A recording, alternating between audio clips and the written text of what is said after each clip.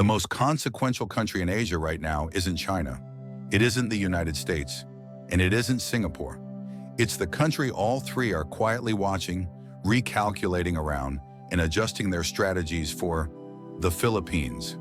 Not because it's the wealthiest, not because it's the most powerful, but because it occupies a position where geography, trade, military reach, and economic incentives intersect in ways history rarely overlooks for long. Power doesn't always shift where the spotlight shines brightest. Often it pivots around places once dismissed as peripheral. Here's the uncomfortable reality. If the Philippines vanished tomorrow, global trade wouldn't collapse overnight, but it would become more fragile, more expensive, and far more dangerous. Shipping lanes would narrow. Military planning would grow more complex. Regional power balances would tilt. And the hidden cost of maintaining global stability would rise for everyone. That's why China is paying close attention. That's why the United States is strengthening its ties. And that's why Singapore, arguably the most strategically literate city-state on the planet, monitors Manila more closely than it ever publicly admits. By the end of this video, you'll understand why the Philippines has become a strategic pressure point in Asia, how power actually moves through this region, and why decisions made there over the next decade may matter more than speeches delivered in Washington or Beijing. This isn't about ideology, it's about incentives, leverage, and geography, the three constants that never lie in geopolitics. To understand what's happening now, you have to start with a map. Not a political one, but a maritime map. The Philippines sits between the Pacific Ocean and the South China Sea, forming a natural gateway. To its west runs one of the busiest trade arteries on Earth. To its east lies open access to the Pacific and the Americas. Nearly 1/3 of global maritime trade passes through waters that either touch this region or depend on its stability: oil from the Middle East, manufactured goods from East Asia, and the food, energy, and raw materials that keep the global economy running. These ships don't move at random. They travel through narrow corridors, choke points, and highly predictable routes. And the Philippines sits alongside several of the most critical of them. China understands this clearly. Its economy depends on maritime flows, energy coming in, goods going out. Any disruption, hostile control, or prolonged uncertainty in these waters injects risk directly into China's long-term growth model. That's why the South China Sea matters so deeply to Beijing. It's not about planting flags on reefs, it's about maintaining uninterrupted access to the global economy. The United States looks at the same map through a different lens. For Washington, these waters aren't just commercial highways, they're security corridors. For decades, U.S. naval dominance has protected freedom of navigation, not out of altruism, but because stable global trade underpins American economic and strategic power. If those routes become contested or dominated by a rival, the cost of sustaining global order rises dramatically. Alliances grow costlier, deterrence becomes harder to manage, the margin for error shrinks, miscalculations become more likely. And then there is Singapore. Singapore does not project power loudly.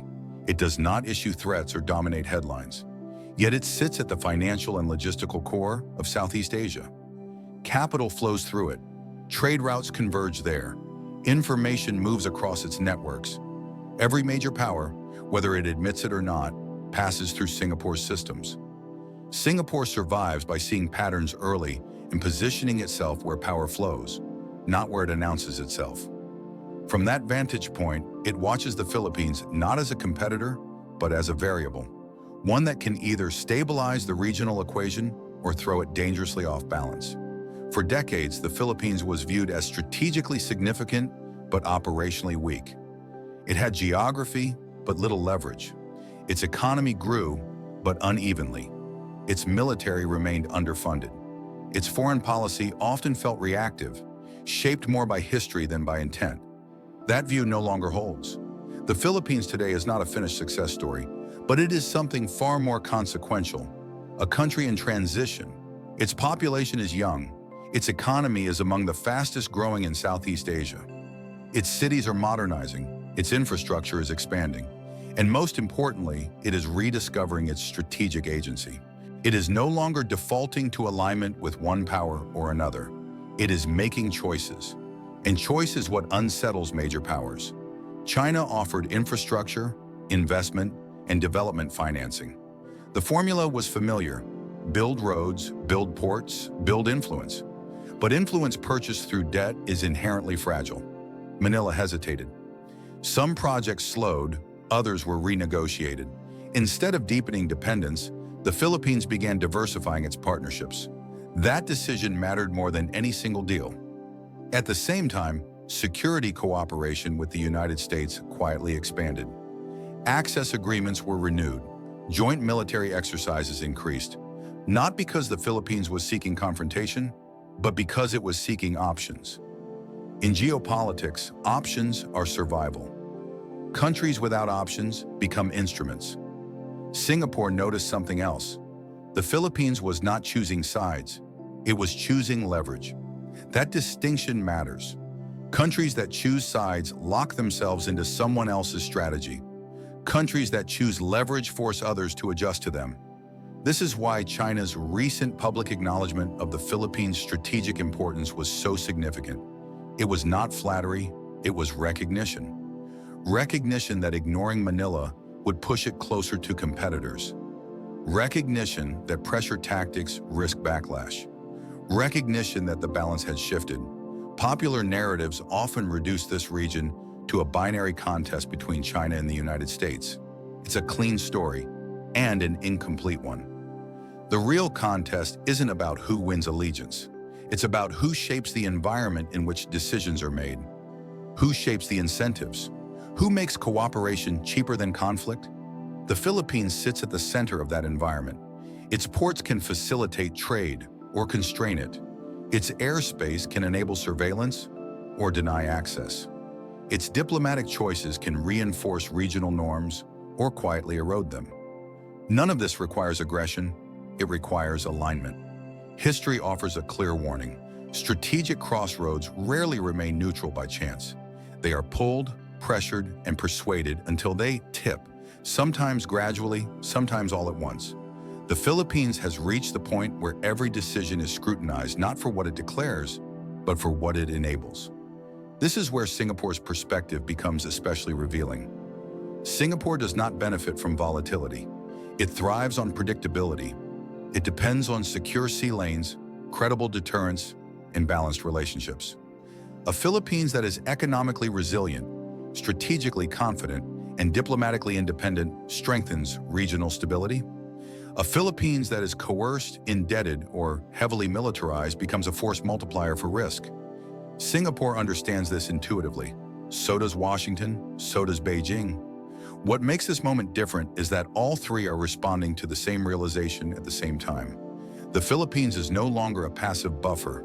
It is an active node in the system, and systems respond very differently to active nodes. This isn't about moral judgment. It's about consequences. A serious misstep in the Philippines wouldn't stay contained. It would ripple through supply chains, alliance structures, and financial markets. Insurance premiums would rise, shipping costs would increase, military postures would harden. None of this would break first on cable news. It would surface quietly, in spreadsheets, war games, and boardrooms. And that's the most unsettling part. The future of global power rarely turns on dramatic confrontations.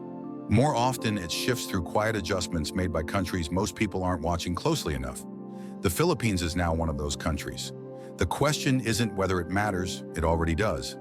The real question is whether it can sustain balance under pressure, whether it can convert geography into lasting leverage instead of short-term vulnerability, whether it can remain a bridge rather than becoming a battleground. Because once a country reaches this level of strategic centrality, neutrality stops being a default. It becomes a strategy, and strategies demand constant maintenance. China understands this. The United States understands this. Singapore understands this.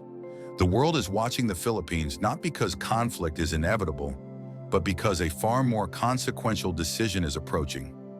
How power will move through Asia in the decades ahead. What's happening in the Philippines isn't a headline moment. It's a structural shift. Power is flowing quietly through trade routes, security choices, and economic incentives. not speeches or slogans. And the countries that recognize this first will shape what Asia becomes next. If this analysis helped you see the system beneath the surface, share your thoughts in the comments. Do you think the Philippines can hold the balance? Or is it being pulled toward an outcome it won't be able to control? Like the video. Subscribe for more long-term, fact-based geopolitical breakdowns.